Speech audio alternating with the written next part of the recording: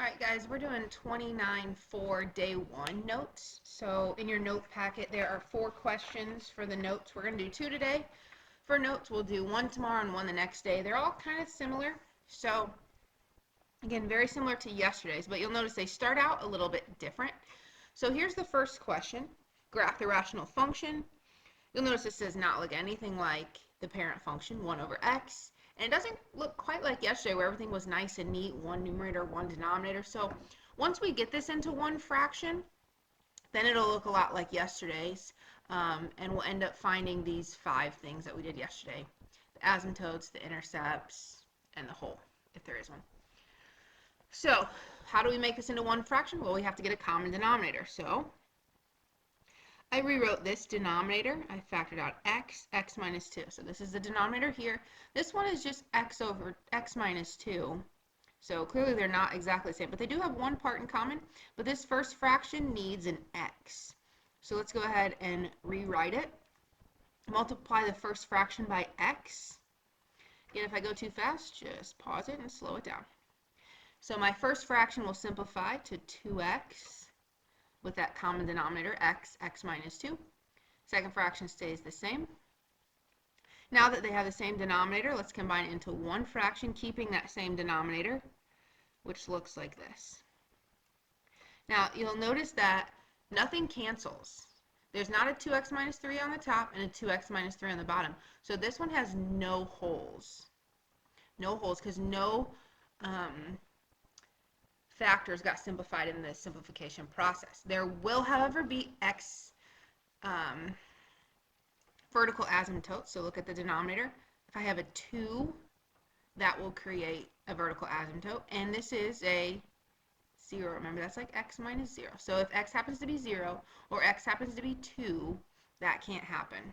So those are my vertical asymptotes. X equals 0, x equals 2.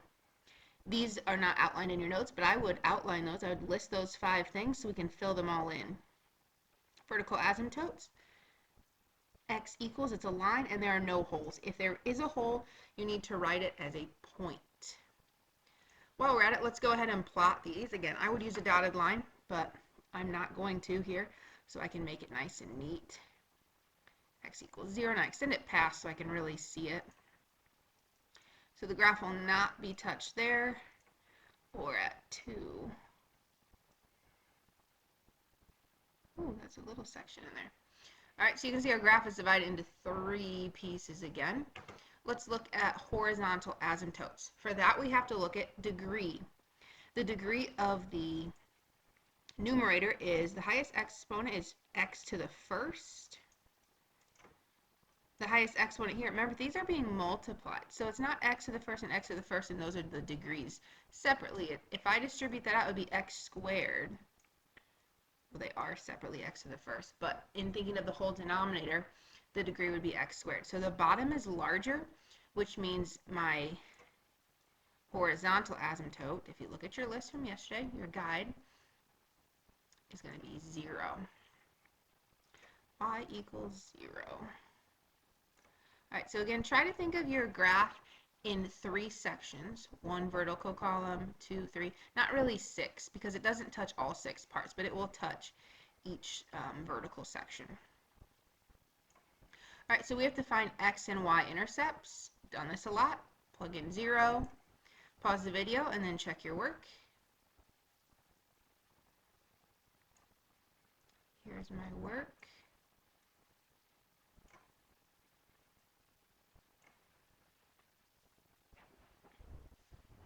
Once you've checked it, I would put these in your list. My x-intercept is 1, and there is no y-intercept because I got a denominator of 0. That's not going to work. So x-intercept is 1. So I'm going to put those in my list. X-intercept is 1. So let me plot that point. Here's the x-axis. I got a point here at 1. Oh, I want black. Let's do red. And no y-intercept, which makes sense because there's a vertical asymptote there. So now you're thinking, well, how in the world am I going to do a graph in 3 sections if this is all I have? What you want to do is you want to find some points. So what I'm going to do is I'm going to plug in -10. I wouldn't plug it in up here. You can. I would plug it in right here. So grab a calculator, pause the video, plug in 10 for, let's start with negative 10. Plug in negative 10 for x in each of those spots, see what you get. I get this. Negative 23 over 120, which you could have a decimal, but that's basically telling me when I get over here to negative 10, I'm going to be in the negative region. That's going to be really helpful because if my point is down here, can it go up like this? No. Were there any other x-intercepts? No, this was the only point on this line. So it can't go up, but I have this point, so it's going to have to go down.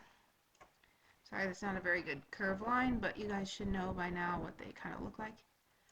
Oh, so close. Okay, now, just a quick thought. You might be wondering, why is there a point on these asymptotes? I thought it couldn't touch it. You're right for vertical. You can never have any points on this vertical asymptote. But horizontal, you actually can. It doesn't mean you can't touch it. It just means as I go out to infinity, it will approach it. As I go out to infinity, this direction, it will approach this number. It can pass through. In fact, you could have it go like this, but only if there was another intercept there. Hope that makes sense. If not, we're going to have more practice. You can always message me a question. So let's plug in a point over here, because the middle section can always be the most confusing. Let's plug in a point over here. So let's plug in 10. Pause the video, plug in 10 for x. Again, I'd do it to the simplified one. Now, is that positive or negative? That's positive. So over here at 10, I'm up in the positive direction. So where is this part going to go? Well, it's got to go up because it cannot cross this x-axis. We've only got one point. We only had one x-intercept. So this is going to have to go up. And I know I'm pretty picky on points, but you don't have to find more points there. You just need to find one to figure out where you're going. Now the inside part. I did mention this in the last video. There's kind of a trick. And you can always plug in points in here too. You could plug in a half and 1.5, something like that. But if this asymptote is already going down, it has a down arrow, then on the opposite side of it, it will have an up arrow. It will be going up forever.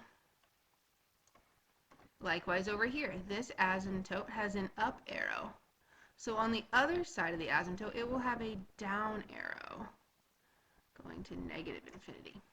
So connect those and go through that point. It kind of looks like the x cubed function reflected.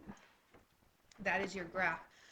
Now I know that you can all just type this into y equals, get this same thing. I don't want that. If we were in class, you would not have a calculator. Maybe for this part you would have a calculator. You can really still figure out if these are positive or negative without a calculator. And in fact, that's what I have done in previous years. I don't really care about these numbers. I just care if it's above or below this line, either positive or negative. I do not want you to type this in your calculator and give me a graph.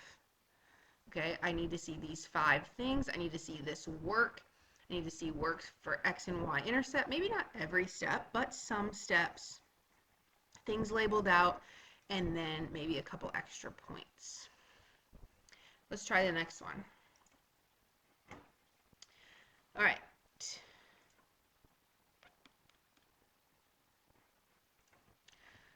All right, guys, so our second and final question for today, we'll finish the rest tomorrow, is number 2. It's already in factored form, which is really nice. So again, we're going to have to find these 5 things. So it's nice if you have a list of them. So notice that this denominator is a little different, which is why we have this example specifically. Think of this denominator as x minus 3, x plus 4, x plus 4, because it's really a repeated factor, so it happens twice. Nothing is getting simplified. No factors are getting crossed out, so there are no holes. Your vertical asymptotes, look at your denominator. X cannot be 3. X cannot be negative 4. Now, I put a star here. Make sure you do that. What's this star for? Because of this. It's a repeated root, a repeated factor. Something important is going to happen in our graph here. So let's go ahead and graph these. Vertical asymptote, 3. And a vertical asymptote at -4. Put a star by this one. Something special is going to happen here, and we'll figure it out at the end. I have mentioned it once this year, so you might know. Alright, horizontal asymptote. This is where you look at the degree of the numerator, which is going to be x and x, so x squared. The degree of the denominator is x. And remember, this happens twice, so x squared, which makes x cubed. So the denominator degree is larger, so it's going to be y equals 0.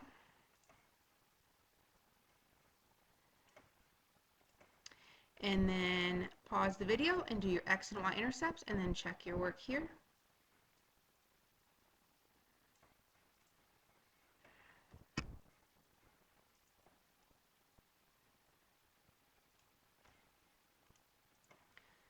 Sorry, here we go. Here are your x and y intercepts. I got -3/2 and -5. So let me plot those. -3/2, so a little over -1.5.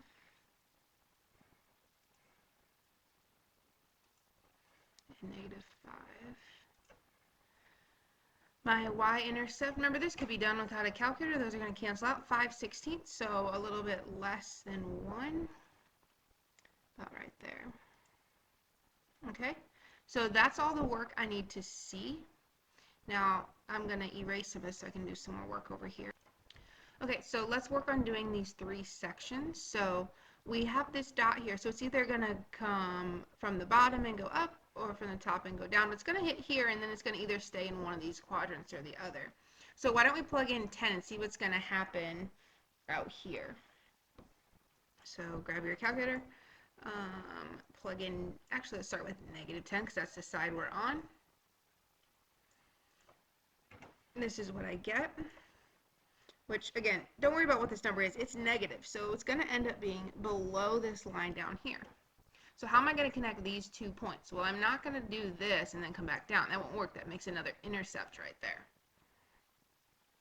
And even if it didn't, the graphs never look like that. They're a curved line, so it's going to come down here